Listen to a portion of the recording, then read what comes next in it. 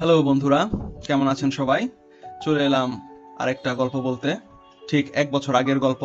30 August 2023। সেদিন আমি আমার জীবনের প্রথম বুড়িগঙ্গা নদীর ওপারে বেড়াতে গিয়েছি, সম্পূর্ণ একা একা। প্লাস জীবনের প্রথমবারের মতো পাঠাওতেও চললাম। মেনলি আমার উদ্দেশ্যটা ছিল হচ্ছে লায়ন সিনেমা হলে যাওয়া, সিনেমা দেখব। প্লাস এইখানে আর কি বিল্লাল ভাইয়ের মুড়ি ভর্তা একটা দোকান আছে। আমি ফেসবুকে ইউটিউবে আর কি এটার ভিডিও দেখেছি, খবর শুনেছি যে বিল্লাল ভাইয়ের মুড়ি ভর্তা নাকি ভীষণ মজা। তো এই জন্য এটাই ছিল মেন প্ল্যান, যে আমি বুড়িগঙ্গার ওপারে বেড়াতে যাব পাঠাওতে করে। তারপর লায়ন সিনেমা হলে সিনেমা দেখব, আর বেলাল ভাইয়ের মুড়ি ভর্তা খাবো। ওই সময় সিনেপ্লেক্সে সব থেকে বেশি সংখ্যক সিনেমা চলতেছিল, টোটাল 9টা ছবি এট এ টাইম রানিং। এর মধ্যে সবার প্রথম বারবি, এই বাদ বারবি দেখবো না, এটা দেখার রুচিও নাই। এরপর একে একে বাকি যেগুলো ছিল সবই আমার দেখা শেষ। এখন শুধু বাকি আছে দি ব্লু বিটল, এই ছবিটা দেখা। তো স্টার সিনেপ্লেক্সে তো সবসময় ছবি দেখি, যেহেতু আমার এই বছর লক্ষ্য ঢাকা শহরে যত সিনেমা হল আছে সেগুলাতে ঘুরে ঘুরে সিনেমা দেখবো, নতুন নতুন সিনেমা হলে যাব। তো এর মধ্যে একটা সিনেপ্লেক্স আছে, লায়ন সিনেপ্লেক্স, যেটাকে লায়ন সিনেমাস বলে। এইটাতে আমার আজ পর্যন্ত যাওয়া হয় নাই, কারণ এটা অনেক দূরে, কেরানীগঞ্জ, বুড়িগঙ্গার ওই পারে। এই জন্য ঠিক করছি যে আমি ব্লু বিটল এই ছবিটা লায়ন সিনেমা হলে গিয়েই দেখবো। লায়ন সিনেমার আবার একটা সমস্যা হইলো গিয়া, স্টার সিনেপ্লেক্সে যেমন আমরা ওয়েবসাইট থেকে টিকিট কাটতে পারি, কোন ছবি কোন হলে কয়টার সময় শো, তারপর কোন কোন সিট অ্যাভেলেবল, এগুলো সব আমরা ওয়েবসাইটেই দেখতে পারি। লায়ন্সের আবার এই সুবিধাটা নাই। লায়ন্সের আলাদা একটা অ্যাপস আছে, অ্যান্ড্রয়েড অ্যাপ। ওই অ্যাপ থেকে এই কোন কোন ছবি চলে সেগুলোর শো টাইম, সিট প্ল্যান, এইগুলা সব অ্যাপে থেকে বুকিং করতে হয়, দেখা যায় আর কি। এই জন্য আমার একটু ঝামেলা হয়ে গেল, অ্যাপটা নামাইতে হলো। অ্যাপে চেক করে দেখলাম যে ব্লু বিটল ছবিটা দুপুর 2টা 20-এর সময় আর কি শো, আর টিকিট প্রাইস হচ্ছে 350 আর 400 টাকা। তো আমাকে তাহলে সেই হিসাবে বের হইতে হবে। তো আমি 12টার পর পরই বাসা থেকে বের হয়ে গেলাম। বের হয়ে, যেহেতু পাঠাওতে করে যাব, সেই জন্য আমি সব থেকে কোথা থেকে গেলে কম খরচ হয় সেটা খুঁজতেছিলাম। তো দেখলাম যে বিজয় সরণি থেকে আর কি পাঠাওতে করে গেলে লোয়েস্ট কস্ট হবে আমার জন্য। তো এই জন্য হেঁটে হেঁটে বিজয় সরণি পর্যন্ত গেলাম, মানে র্যাঙ্কস ভবন যেখানে ছিল ওইখানে। ওইখানে দাঁড়িয়ে থেকে পরে তারপর পাঠাও খুঁজি। আর তখন পাঠাও পাই না, যে পাই না, তখন আর কোনো পাঠাও পাই না। পরে সেখানে আধা ঘন্টার মতো লাগছে একটা পাঠাও পাইতে। পরে তারপর 1টার দিকে আমি একটা পাঠাও পাইছি। মজার ব্যাপার হইতেছে কি, যে পাঠাওতে যে চালকটা ছিল ওর নামও রাহাত, মানে আমার নাম আর চালকের নাম এক। তো যাই হোক, 1টার সময় আমি একটা পাঠাও পেলাম, সেই পাঠাওতে করে বাইক আর কি, পাঠাও বাইকে করে। পরে তারপর প্রায় 40 মিনিটের মতো লাগলো আমার লায়ন্স শপারে পৌঁছাইতে। টোটাল 40 মিনিটে আমি একদম বিজয় সরণি থেকে বুড়িগঙ্গার ওপারে কেরানীগঞ্জে পৌঁছে গেলাম। এইখানে আবার একটা ঝামেলা আছে। আমি পাঠাওতে দেখছি ভাড়া আসবে 120 না কত জানি, 130 এরকম আসবে। কিন্তু পাঠাওতে আমার ভাড়া আসলো হচ্ছে 178 টাকা। পরে আর কি 180 টাকাই দিছি।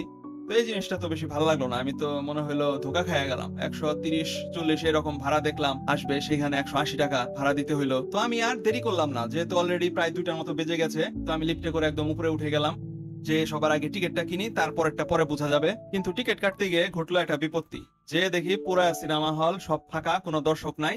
হাতে গোনা মাত্র 2-3 জন হয়তো আছে। আর আমি যে ছবিটা দেখতে আসছি ব্লু বিটল, এটার আমি ছাড়া আর কোনো দর্শক নাই।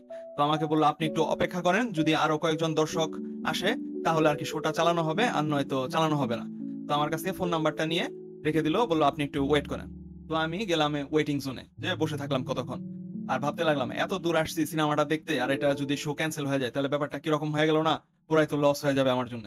এরপর প্রায় 20 মিনিট অপেক্ষা করার পরে আমাকে কল দিল, কাউন্টার থেকে কল দিল যে আসেন, শোটা চালানো হবে। তো সৌভাগ্যক্রমে একটা ফ্যামিলি আসছে, 4 জন, বাবা মা আর 2টা বাচ্চা নিয়ে।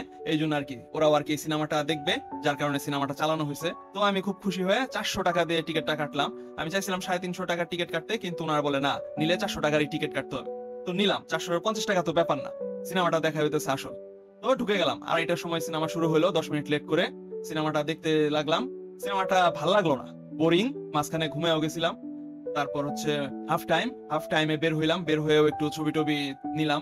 আমাকে ঢোকার সময় বলছিল আপনি পপকর্ন টপকর্ন নেবেন কিনা, আমি বলছি না, ওটা হাফ টাইমের পরে নেব। পরে অবশ্য আর নেও নাই, হাফ টাইমে যে বের হয়েছিলাম তখন আর কি ঘুরে টুরে দেখলাম, যেহেতু জায়গাটাতে নতুন আসছি, চেনা দরকার, এদিক ওদিক দিয়ে ঘুরলাম, ছবি টবি নিলাম। সিনেমাটাই যেহেতু আর ভাল লাগে না, এই পপকর্ন কিনে আর খামাখা টাকা নষ্ট করবো কেন, এমনিতেও তো পরে বেল্লাল ভাইয়ের ওখানে মুড়ি খাইতেই যাবো সিনেমা শেষ হইলে। তো সিনেমাটা যথেষ্ট ছোট, মাত্র 2 ঘন্টা। পরে আবার ভিতরে ঢুকে গেলাম, বাকি সিনেমাটুকু দেখলাম।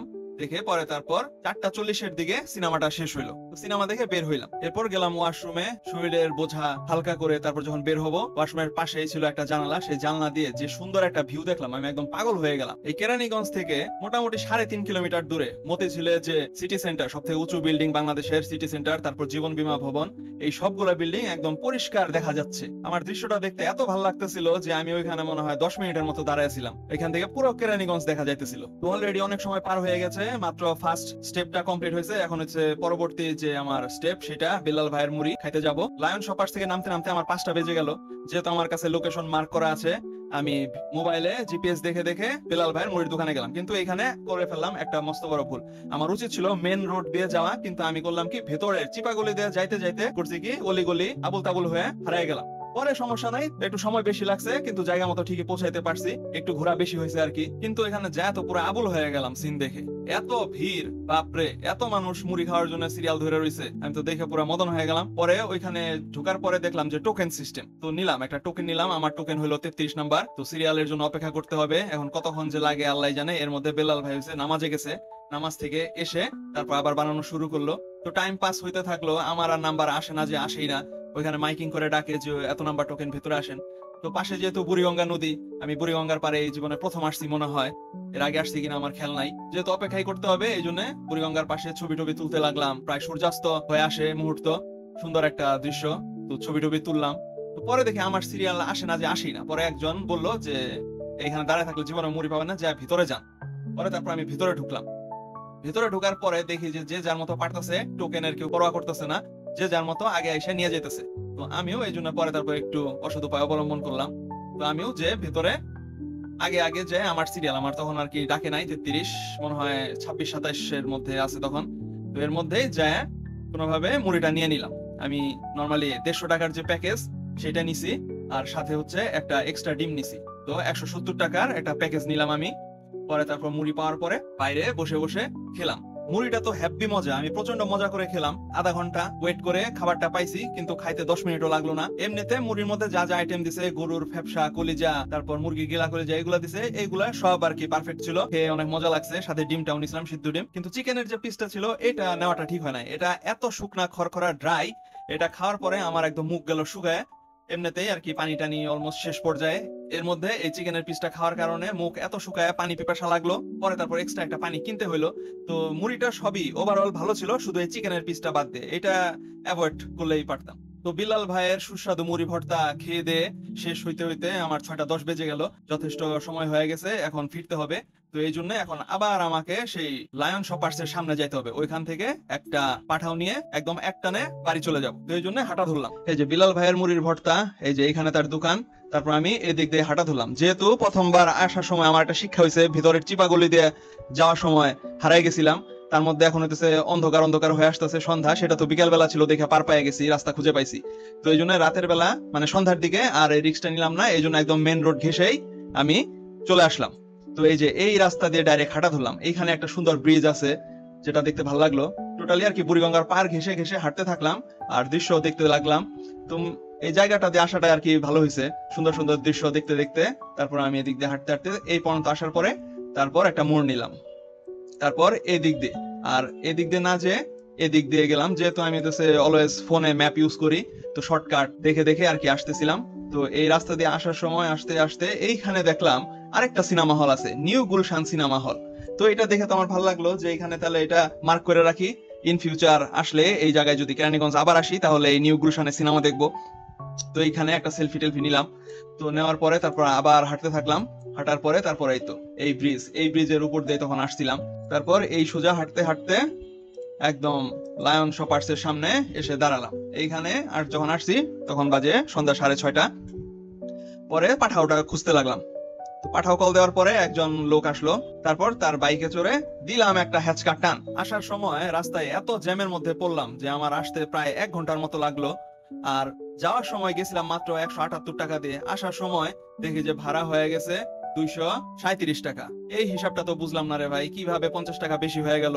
তো যাই হোক, ওভারঅল সবকিছুই যে ঠিকঠাক মতো করতে পারছি এর জন্য আল্লাহর কাছে শুকরিয়া। এটাই আমার জীবনে ফার্স্ট সোলো এত বড় একটা ট্রিপ। এর আগে কখনো আমি বুড়িগঙ্গার ওপারে একাকি যাওয়া তো দূরের কথা, দলীয়গত ভাবেও যাই নাই। তো এই ছিল কাহিনী 30 আগস্ট 2023।